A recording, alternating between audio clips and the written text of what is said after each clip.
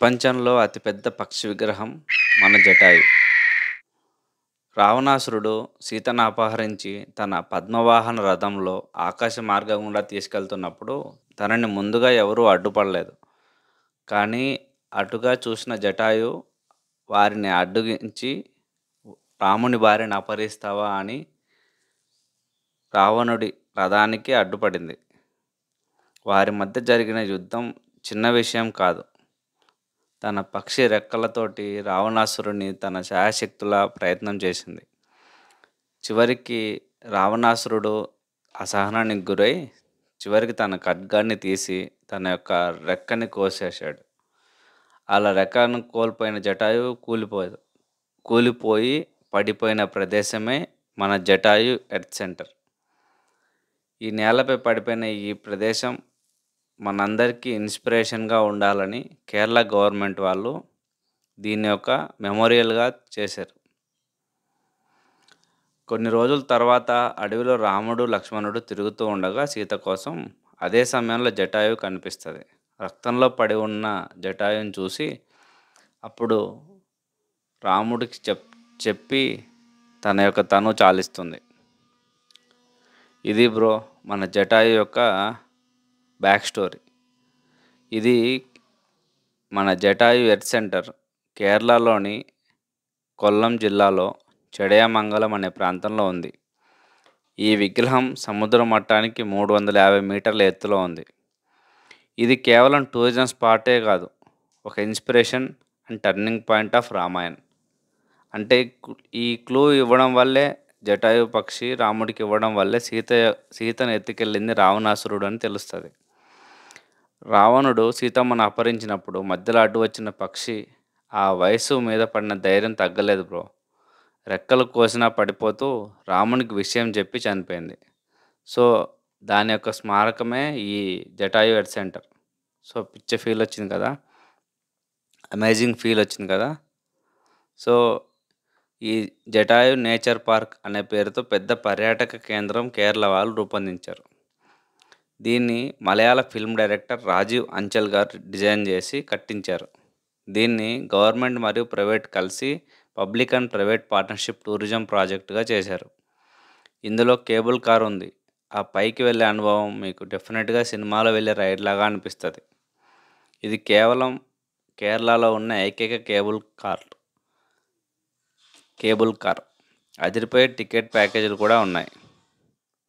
500 నుంచి 600 general entry. Helicopter ride అయితే 2500 to 3000. Adventure zone, archery, zip line వంటివి కూడా ఉన్నాయి. ఇప్పుడు అసలైన మ్యాజిక్ చెప్పాలి.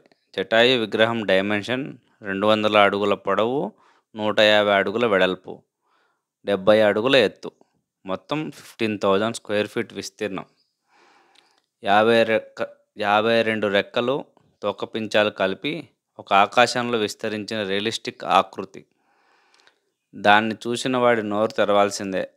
అంతే కదా బ్రో, ఈ విగ్రహం రామాయణ కథను మనకి ప్రతినిధిగా చూపిస్తుంది. ఇది మహిళల రక్షణకు అంకితమైన ప్రతీకగా కూడా చెప్పచ్చు. ఎందుకంటే తన యొక్క సామర్థ్యాన్ని, వయసుని పక్కన పెట్టి సీతమ్మను రక్షించడానికి తన ప్రాణాలనే త్యాగం చేసింది.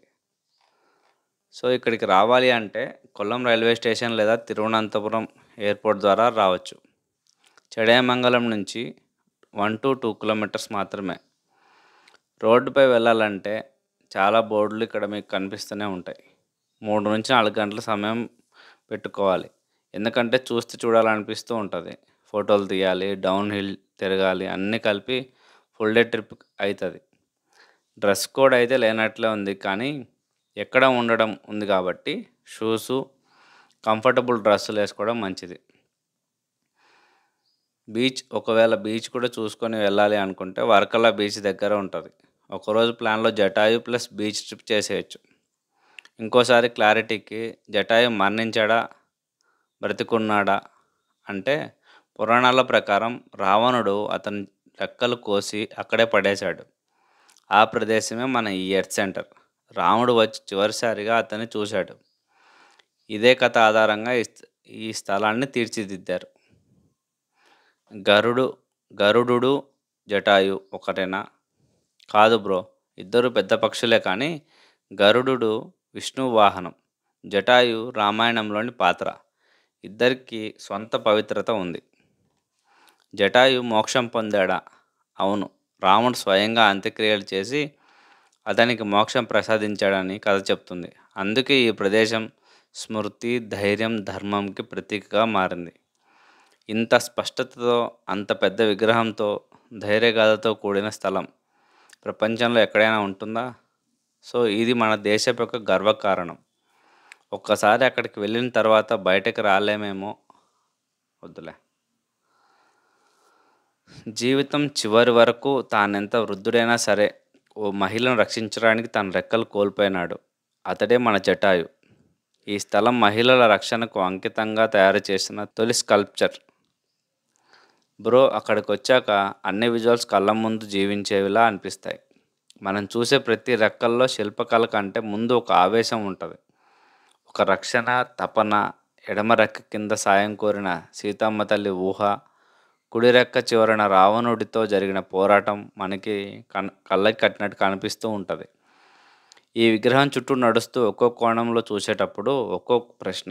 ఇంత బలంగా ధర్మం కోసం నిలబడిన జటాయు ముందు మనం ఎంత బ్రో? వెనుక వైపు ఉన్న పెద్ద మ్యూజియం గోడలపై రామాయణ ఘట్టాల బొమ్మలు ఉంటాయి. ముందుకు సాగితే అడ్వెంచర్ జోన్. అక్కడ మనం ఇప్పటి యువత తత్వాన్ని చూస్తాం. ఫోటోకు కాదు, ఫిట్నెస్ కోసం ఆర్చరీ, రఫెల్లింగ్, రాక్ క్లైంబింగ్ చేసేవాళ్ళు. ఒకవైపు రామాయణం, ఇంకోవైపు మన రోజువారీ పోరాటాలకు ప్రేరణ. ఈ రెండు కలిస్తేనే బ్రో జటాయు ఎర్త్ సెంటర్ అనేది నామమాత్రం కాదు, ఒక మంచి ఎగ్జాంపుల్. ఇక అక్కడే దగ్గరలో ఉన్న వ్యూ పాయింట్. అక్కడ నిలబడి చూస్తే చుట్టూ కొండలు, గోధుమ రంగు మబ్బులు, మధ్యలో విరాజిల్లే విగ్రహం. ఏ కోణం నుంచి చూసినా ఇది మనకు ఒక ఫిలాసఫీ నేర్పుతుంది. వయసుతో ధైర్యం తగ్గదు బ్రో. మనం ఎంత అవసరమైతే అంత గొప్పగా నిలబడగలగాలి. మనం చూస్తున్న జటాయు విగ్రహం కేవలం రాతితో తయారైన శిల్పం కాదు. ఇది త్యాగానికి ప్రతీక. ఒక వృద్ధ పక్షి చేసిన అమోఘమైన ధర్మ పోరాటానికి నిలువెత్తు నివాళి. కథలు వినడం సులభం బ్రో, కానీ ఆ కథలో ఉండే బరువును అనుభవించాలంటే మనం మనల్ని అలా ఆ క్షణంలో ఊహించుకోవాలి. రావణుడు సీతమ్మను అపహరించి ఆకాశ మార్గంలో లంక వైపు తీసుకెళ్తున్నాడు. మృదువుగా అడవుల మీదుగా, పర్వతాల మీదుగా, ఎవడు చూడని మార్గంలో. ఆ సమయంలో ఓ శబ్దం, గాలిలో గర్జన, రెక్కల సవ్వడి, ఆకాశాన్ని చీల్చుకుంటూ వస్తోంది ఓ నీడ. అదే మన జటాయు. వయస్సు వచ్చేసింది, శరీరం వృద్ధాప్యంలోకి వెళ్ళింది, గుండె మాత్రం యుద్ధానికి సిద్ధంగా ఉంది. జటాయు రావణుడి రథానికి అడ్డుగా నిలిచాడు. గలం నుంచి వచ్చిన గర్జన, నీవు అపహరిస్తున్నది మన మాతృశక్తి, నేను నీ దారికి ఆపుతాను అనగానే రావణుడు నవ్వి, ఓ పక్షి, నీలో అసలు బలం ఉందా అని తన కత్తితో దాన్ని వెళ్ళిపోమని వారించాడు. అయినా ఈ వినకుండా వీరి మధ్య జరిగిన యుద్ధం ఆకాశంలో రెక్కలతో రావణుడి రథాన్ని బంధించడానికి ప్రయత్నించగా రావణుడు విసుగు చెంది ఆ వృద్ధ పక్షిని ఒక రెక్కని ఖండిస్తాడు. అక్కడ జటాయు గుండెల్లో ఒక దెబ్బ తగలగానే దాని శరీరం భూమిపై కూలిపోయింది. నెమ్మదిగా రక్తంలో తడిసి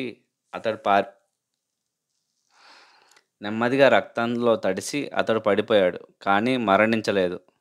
అతని శ్వాస ఇంకా బ్రతికే ఉంది. ఎందుకంటే అతడు రాముని కోసం పోరాడాడు కాబట్టి. అతని చివరి శ్వాస రామునికే చెప్పి చనిపోవాలని తనకు తెలుసు.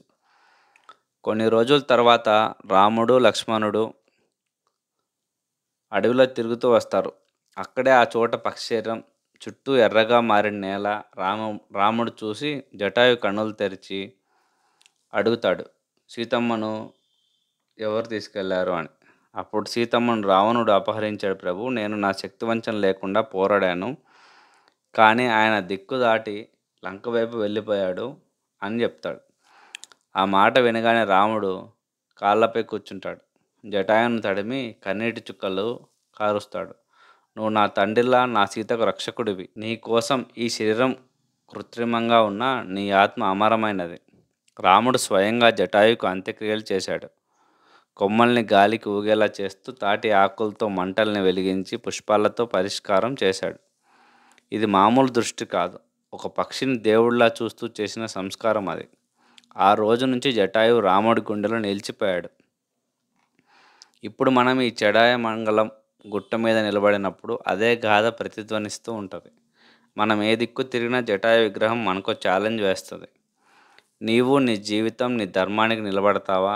ఓ మహిళకు అన్యాయం జరుగుతుంటే అడ్డుగా నిలబడగలవా? అనే ప్రశ్నలు మనకు వేస్తుంది. మన సెల్ఫీలు, మన ట్రిప్పులు, మన వీడియోలు ఇవన్నీ వెనకబడిపోతాయి బ్రో.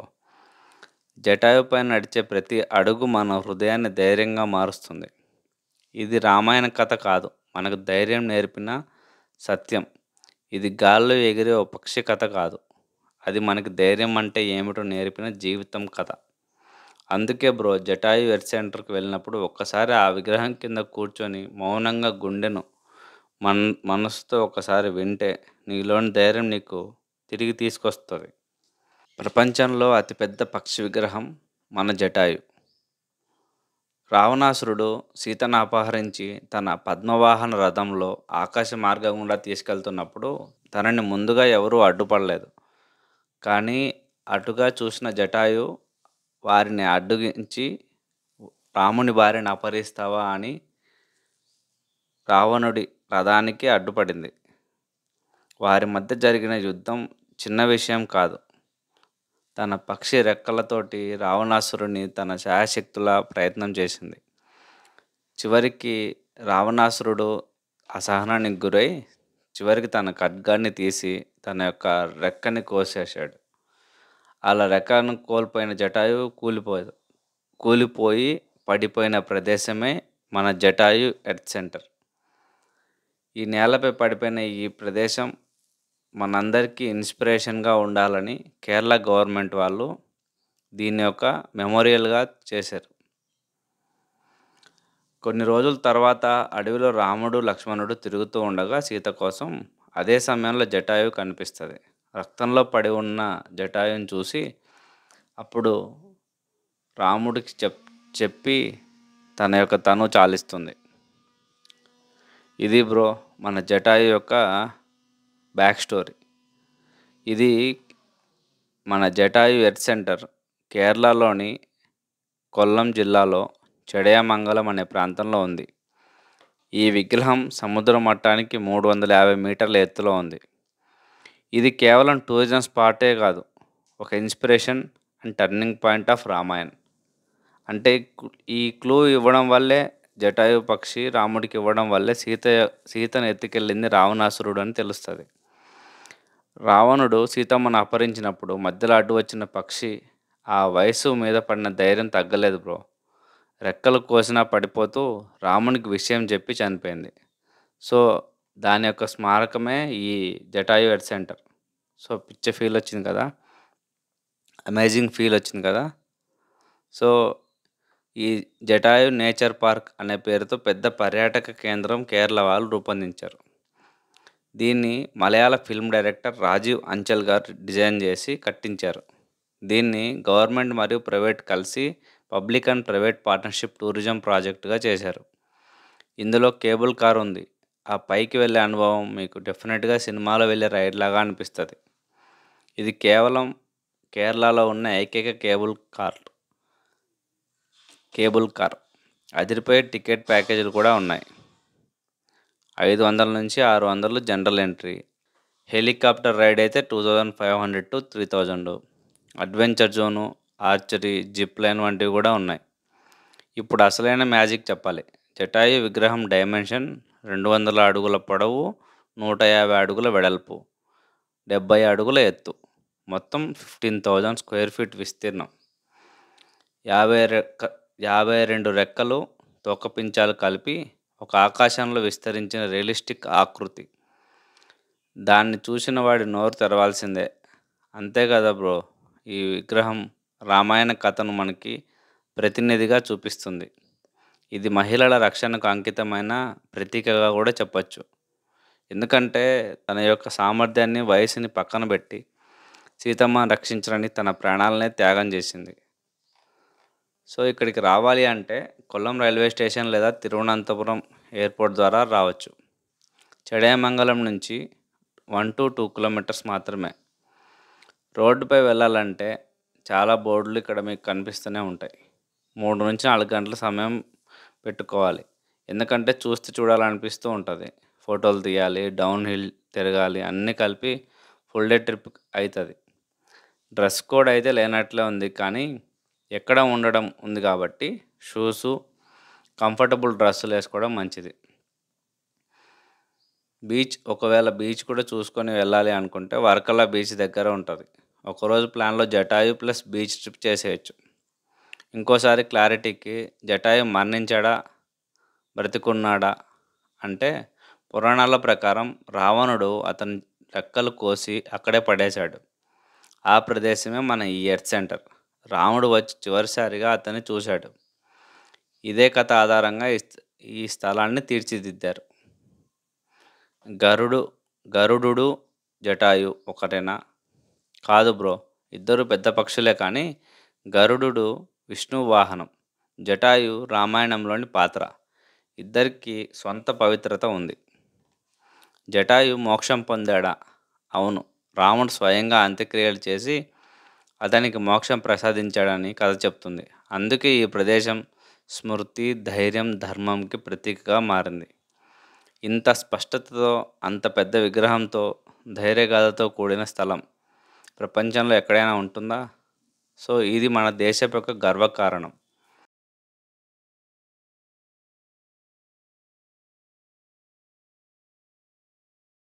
జీవితం చివరి వరకు తానెంత వృద్ధుడైనా సరే, ఓ మహిళను రక్షించడానికి తన రెక్కలు కోల్పోయినాడు. అతడే మన జటాయు. ఈ స్థలం మహిళల రక్షణకు అంకితంగా తయారు చేసిన తొలి స్కల్ప్చర్. బ్రో అక్కడికొచ్చాక అన్ని విజువల్స్ కళ్ళ ముందు జీవించేవిలా అనిపిస్తాయి.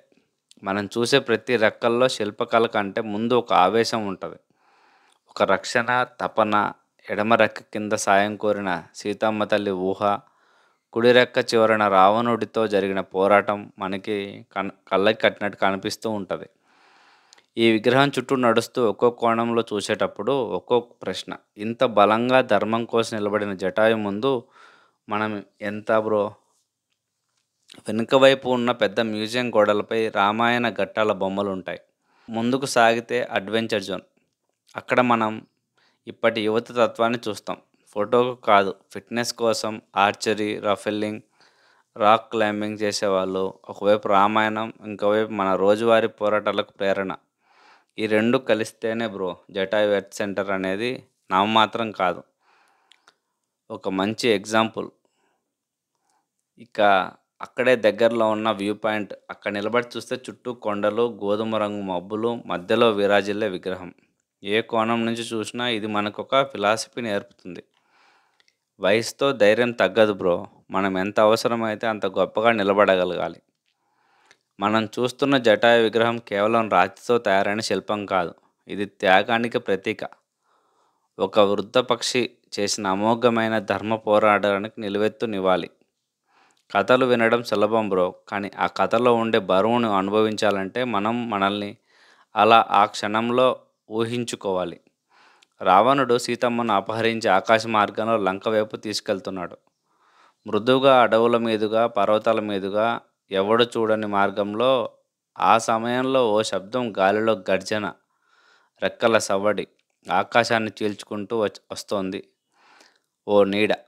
అదే మన జటాయు. వయస్సు వచ్చేసింది. శరీరం వృద్ధాప్యంలోకి వెళ్ళింది. గుండె మాత్రం యుద్ధానికి సిద్ధంగా ఉంది. జటాయు రావణుడి రథానికి అడ్డుగా నిలిచాడు. గలం నుంచి వచ్చిన గర్జన. నీవు అపహరిస్తున్నది మన మాతృశక్తి. నేను నీ దారికి ఆపుతాను. అనగానే రావణుడు నవ్వి, ఓ పక్షి, నీలో అసలు బలం ఉందా అని తన కత్తితో దాన్ని వెళ్ళిపోమని వారించాడు. అయినా ఈ వినకుండా వీరి మధ్య జరిగిన యుద్ధం ఆకాశంలో రెక్కలతో రావణుడి రథాన్ని బంధించడానికి ప్రయత్నించగా, రావణుడు విసుగు చెంది ఆ వృద్ధ పక్షిని ఒక రెక్కని ఖండిస్తాడు. అక్కడ జటాయు గుండెల్లో ఒక దెబ్బ తగలగానే దాని శరీరం భూమిపై కూలిపోయింది. నెమ్మదిగా రక్తంలో తడిసి అతడు పారి నెమ్మదిగా రక్తంలో తడిసి అతడు పడిపోయాడు. కానీ మరణించలేదు. అతని శ్వాస ఇంకా బ్రతికే ఉంది. ఎందుకంటే అతడు రాముని కోసం పోరాడాడు కాబట్టి అతని చివరి శ్వాస రామునికే చెప్పి చనిపోవాలని తనకు తెలుసు. కొన్ని రోజుల తర్వాత రాముడు, లక్ష్మణుడు అడవిలో తిరుగుతూ వస్తారు.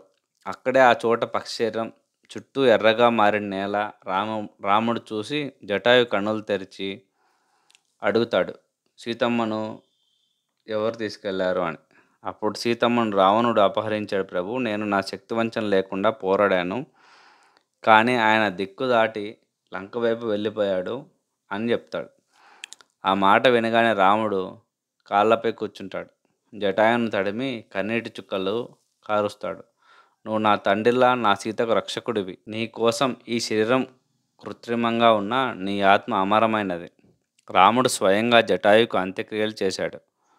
కొమ్మల్ని గాలికి ఊగేలా చేస్తూ తాటి ఆకులతో మంటల్ని వెలిగించి పుష్పాలతో పరిష్కారం చేశాడు. ఇది మామూలు దృష్టి కాదు.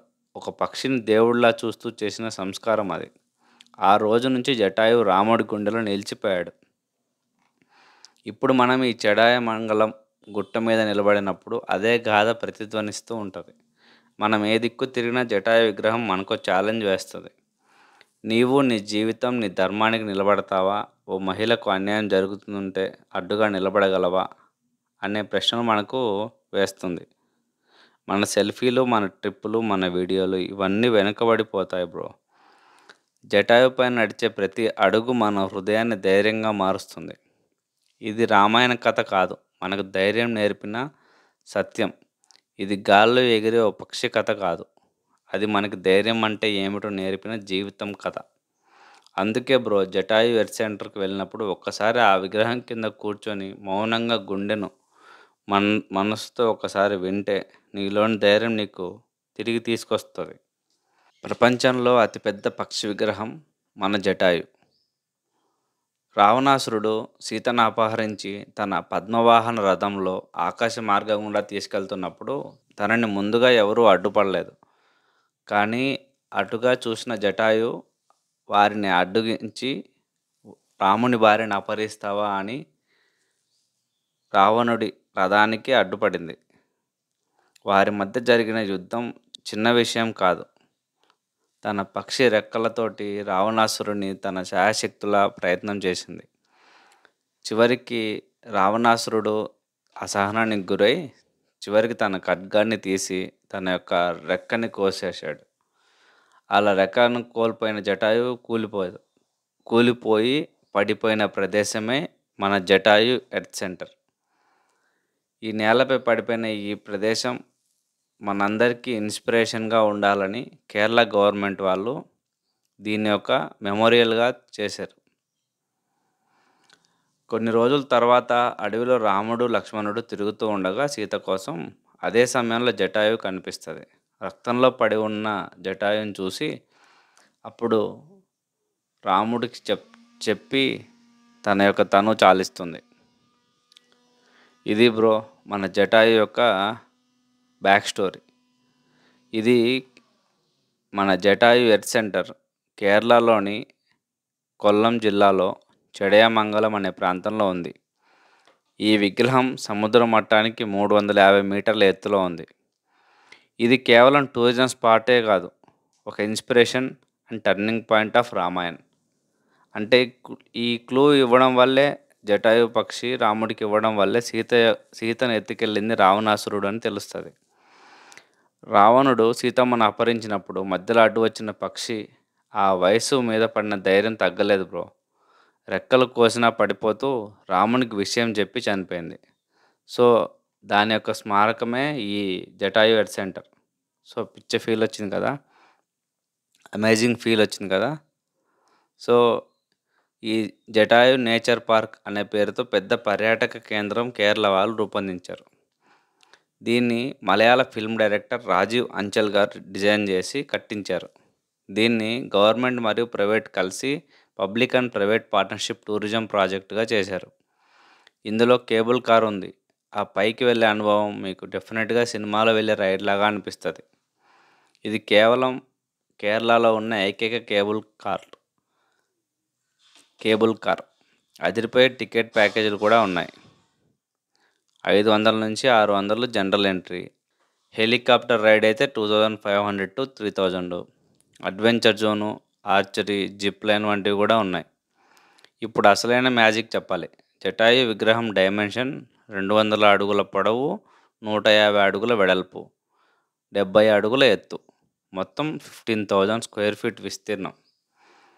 52 రెక్కలు, తోకపించాలు కలిపి ఒక ఆకాశంలో విస్తరించిన రియలిస్టిక్ ఆకృతి. దాన్ని చూసిన వాడి నోరు తెరవాల్సిందే. అంతే కదా బ్రో! ఈ విగ్రహం రామాయణ కథను మనకి ప్రతినిధిగా చూపిస్తుంది. ఇది మహిళల రక్షణకు అంకితమైన ప్రతీకగా కూడా చెప్పొచ్చు. ఎందుకంటే తన యొక్క సామర్థ్యాన్ని, వయసుని పక్కన పెట్టి సీతమ్మని రక్షించడానికి తన ప్రాణాలనే త్యాగం చేసింది. సో, ఇక్కడికి రావాలి అంటే కొల్లం రైల్వే స్టేషన్ లేదా తిరువనంతపురం ఎయిర్‌పోర్ట్ ద్వారా రావచ్చు. చడేయమంగళం నుంచి 1-2 కిలోమీటర్స్ మాత్రమే. రోడ్డుపై వెళ్ళాలంటే చాలా బోర్డులు ఇక్కడ మీకు కనిపిస్తూనే ఉంటాయి. 3-4 గంటల సమయం పెట్టుకోవాలి. ఎందుకంటే చూస్తే చూడాలనిపిస్తూ ఉంటది. ఫోటోలు తీయాలి, డౌన్ హిల్ తిరగాలి, అన్నీ కలిపి ఫుల్ డే ట్రిప్ అయితది. డ్రెస్ కోడ్ అయితే లేనట్లే ఉంది, కానీ ఎక్కడ ఉండడం ఉంది కాబట్టి షూసు, కంఫర్టబుల్ డ్రెస్సులు వేసుకోవడం మంచిది. ఒకవేళ బీచ్ కూడా చూసుకొని వెళ్ళాలి అనుకుంటే వర్కలా బీచ్ దగ్గర ఉంటది.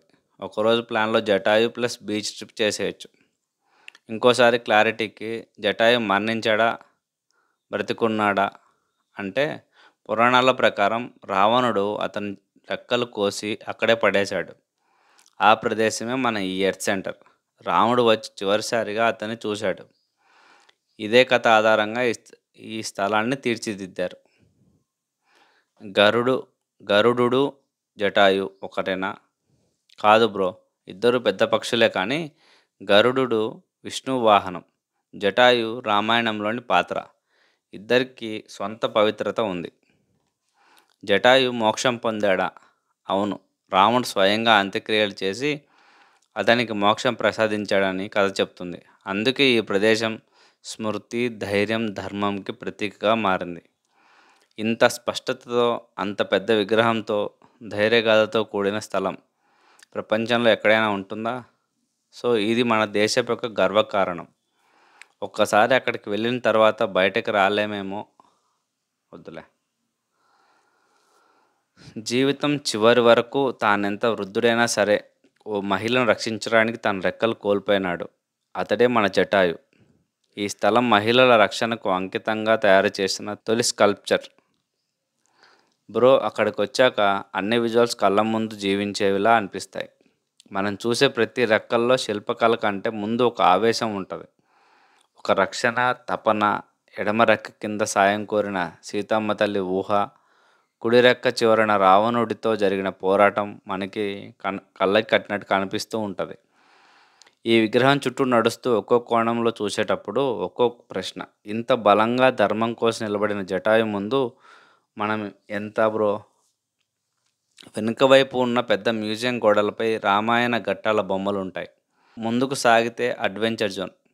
అక్కడ మనం ఇప్పటి యువత తత్వాన్ని చూస్తాం. ఫోటోకు కాదు, ఫిట్నెస్ కోసం ఆర్చరీ, రఫెల్లింగ్, రాక్ క్లైంబింగ్ చేసేవాళ్ళు. ఒకవైపు రామాయణం, ఇంకోవైపు మన రోజువారీ పోరాటాలకు ప్రేరణ. ఈ రెండు కలిస్తేనే బ్రో జటాయు ఎర్త్ సెంటర్ అనేది నామమాత్రం కాదు, ఒక మంచి ఎగ్జాంపుల్.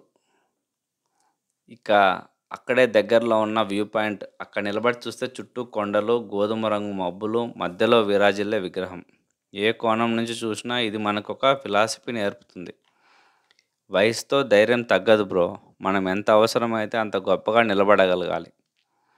మనం చూస్తున్న జటాయు విగ్రహం కేవలం రాతితో తయారైన శిల్పం కాదు. ఇది త్యాగానికి ప్రతీక. ఒక వృద్ధ పక్షి చేసిన అమోఘమైన ధర్మ పోరాటానికి నిలువెత్తు నివాళి. కథలు వినడం సులభం బ్రో, కానీ ఆ కథలో ఉండే బరువును అనుభవించాలంటే మనం మనల్ని అలా ఆ క్షణంలో ఊహించుకోవాలి.